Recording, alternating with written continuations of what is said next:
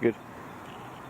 So Unifli Demo, what you have here, this is going to be your flight controller.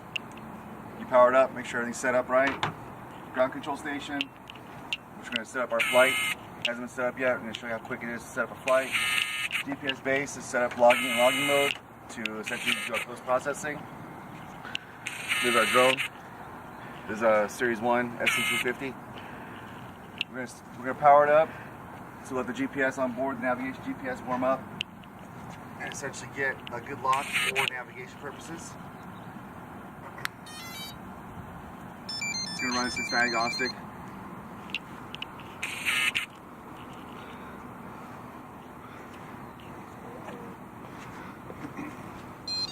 First thing we're going to make sure is the camera is powered on, which it is. Next we're going to make sure that our GPS is logging, but it has been, we just got the green light that it's receiving satellites now. Simply push this button here, the green light shows that we have lock, power light, and the blinking red light shows that we're logging. So both base and receiver are now logging, technically logging. Now we're going to program our mission.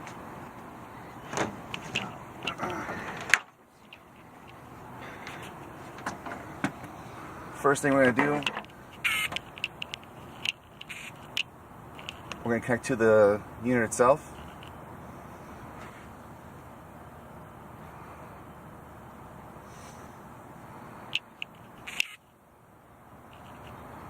It's going to upload all the parameters. Every time you do this, it's going to upload and download parameters for each flight, just to verify the flight controller is healthy. Okay, so now we have a lock of where we are. GPS shows that the unit is where we are at. In the parking lot. Reference to a Google Earth image. We'll go to our flight plan. It's fine. First thing we're going to do is we're going to do a clear the polygon, which clears all of the polygons. And we're going to clear our mission. We're going to basically upload a blank mission. Just double check. We're going to do a read waypoints, which basically reads the waypoints out of the autopilot. We're going to set our home location where we are. And it shows only one waypoint, which is our home location. Okay. So now we're going to fly. We're going to fly basically the building in front of us here to simulate a residential house. Going to add our polygon, our limits of our survey. Just going to do 4 corners. So we're going to essentially, we'll fly to the building next door just because this little corner here to here, and that's set. We do a survey grid. We'll fly at 150 feet. Just because we have power poles here, they're about 80 feet high, so we're going to fly at 150 just to double the power poles. 4 flight lines. Make sure we're at 20 millimeters to match our camera. And that all looks good. We're going to do a flight. We'll fly 10 miles an hour. This being for a shutter every 1.6 seconds. So we're going to slow it down a little bit to about 8 miles an hour. We don't want to go more than 2 seconds in between photos. So 8 miles an hour. We're going to accept that. Now this goes to our main mission here. It's going to read this screen. It's going to take off. The initial point is going to go to point 2, which is over here. So it's going to go to our north, and it'll do its lawnmower pattern back and forth. Last point will be again to the northwest corner, and it's going to fly back and return to home. So we will write these waypoints to the autopilot.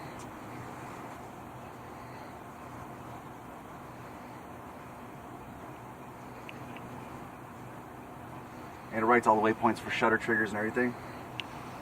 Again, we're going to do a clear polygon. We're going to clear our mission out. Reason being, we're going to double check, make sure we're going to fly in the right spot. So now we're going to read the waypoints from the data collector. or for correction, from the flight controller.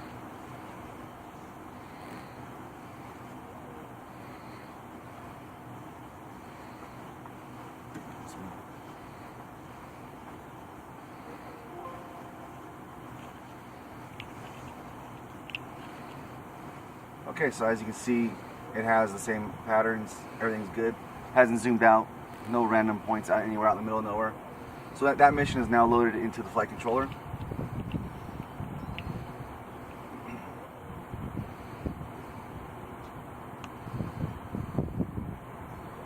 Okay. Now we're going to do our flight data screen. This is essentially a real-time flight data screen that's going to show where the unit is at up in the air and where the photo is taken. Do one more pre-flight check. Make sure all the screws are in, the camera's on, GPS is healthy, everything is good. So now we're going to arm it. That will arm the drone.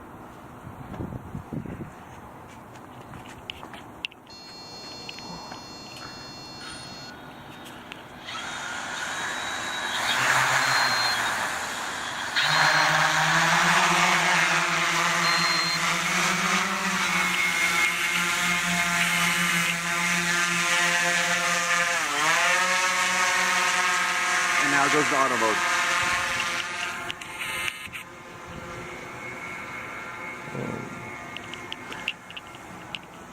I want to show real time how long it takes. Okay.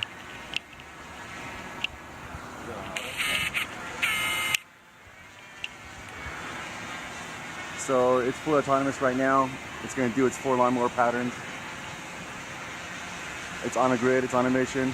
We can go back to the ground control station. Go. Keep eyes on the birds, Alex.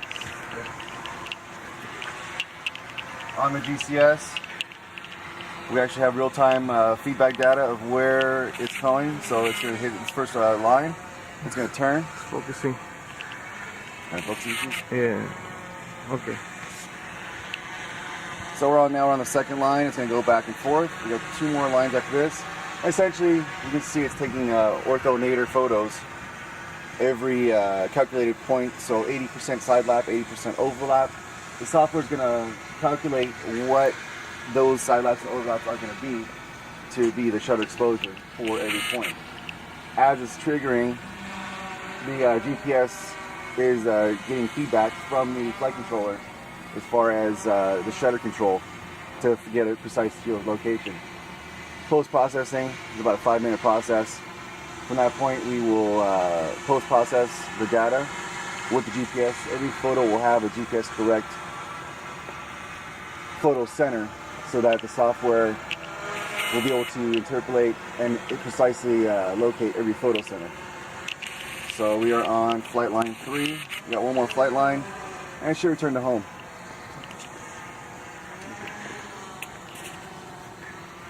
And now we're up on last flight line. We're going to record the automatic return to home. The remote is in my hands, mainly for security purposes. The pilot in charge, or the pilot the pilot in charge is overseas operation. The remote pilot should always have the remote control in their hands, even though it's autonomous. Just in case a failsafe has to go off, it will. The pilot will be able to return it back to location manually, as an experienced pilot. Okay, now it's received its last command. It's going to return to home automatically. Let's step back a little bit.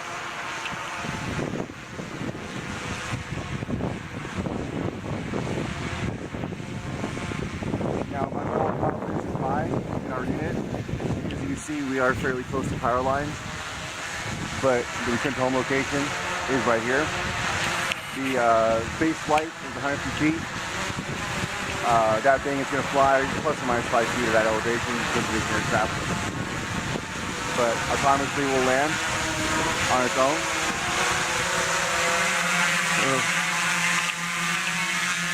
As it gets closer, it's going to stabilize its location.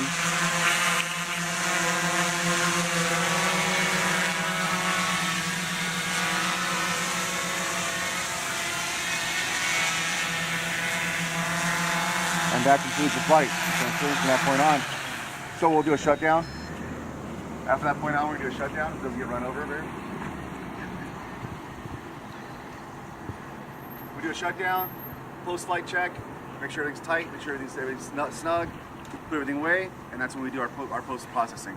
Prior to that, if you have any ground control points you want to shoot, what happens is we'll put our base station into rover mode, which either you can have a separate base for RTK mode, or log into an N-trip server, or a caster, or a core station. From that point, you'll do your ground control points, set your base, and then we're going to use our base point for our post-processing solution. Simple as that. Okay.